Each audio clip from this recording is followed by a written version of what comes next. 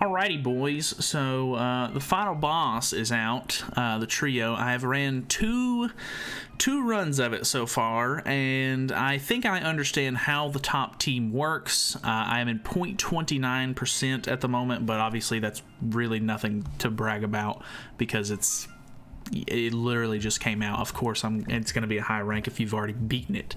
So I don't know. There's some kind of interesting teams here. I can't tell if these people are just throwing festival heroes at the wind.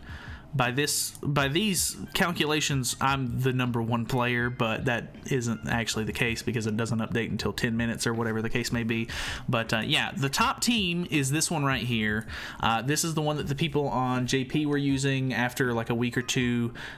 This one just ended up landing in sort of like the top spot. So I know it's a little bit weird, and festival Chad King can be a little bit of a hindrance if you don't have him, but honestly, if you're looking just to speed farm this, you don't care about the score at all, just literally just bring in your strongest characters. Like any AoE characters in general will just absolutely destroy these fellas because they're just really weak.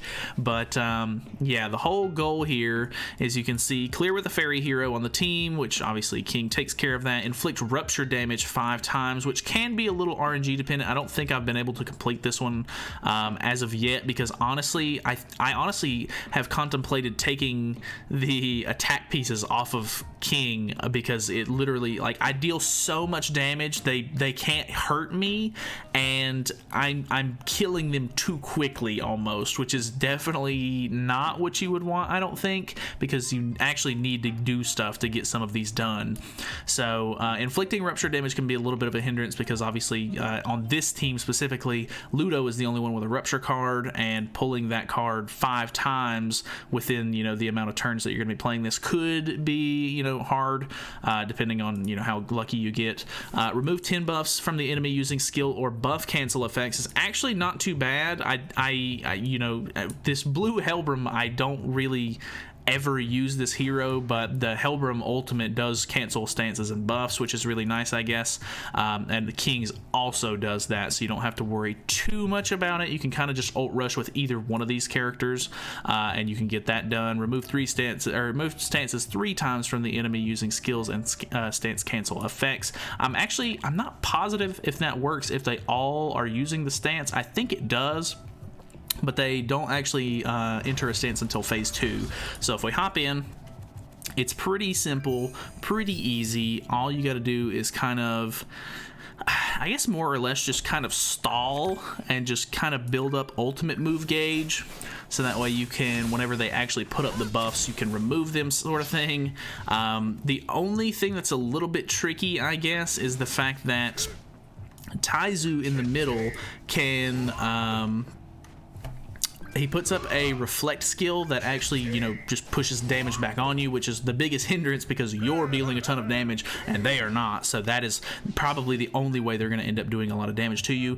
The other problem can be Waylo actually has a passive going on where it steals 1 ultimate move gauge orb from the ultimate move gauge, so that one can be pretty troublesome too if you're trying to ult rush with characters or whatever. He might steal the ultimate move gauge, which can be really dumb, but we're just going to keep moving cards around here. We'll try to use up this rupture card next turn, because the best thing, well, that's see, you just I maybe shouldn't have merged that card at the beginning. That might have been my fault, but yeah, I just I do too much damage. I just maybe need to take the attack pieces off this set if I really want to go for all of the challenges, which honestly, I'm not that worried about it. I think honestly, with the team that I have, even not going for like super crazy high scores, I think I'll be okay in staying in probably one of the higher up brackets and being able to get good rewards out of that. So there's 1 rupture. We're just going to use this for getting it out of the hand mostly, and then we'll cancel this, any of those buffs and stances or whatever. I guess that's actually the worst part about it, is that with all of those buffs up, I think it's 4 buffs per character, so you technically need all of them in stage 1 to have the buffs on. So the fact that I killed Waylo in turn 1 was actually really bad for the the strat itself. but I mean, I can't do much about it with the way that my team is set up at the moment, so I'll try to worry about maybe, yeah, I don't know, messing around with my pieces a little bit, because honestly, King just deals so much damage. This event is so old that he just blows through this stuff, so I mean, you know, take that into account. You know, let me be the example here, letting you know that maybe take off your attack pieces if your characters are super built up, because it could be an issue. But yeah, so we have the cancel buffs and stances. They aren't going to be using them this turn, so I'm hoping that this doesn't kill. That way I can get my or just let them, I can put up the stance or put up the shield, so that way they're not messing with me at all, because I don't remember if in the second phase they took off ultimate move gauge, but I wouldn't put it past them. By the way, this Twiggo has a really cool attack card that I wish we had. Either make a new Twiggo or something. Look at this thing.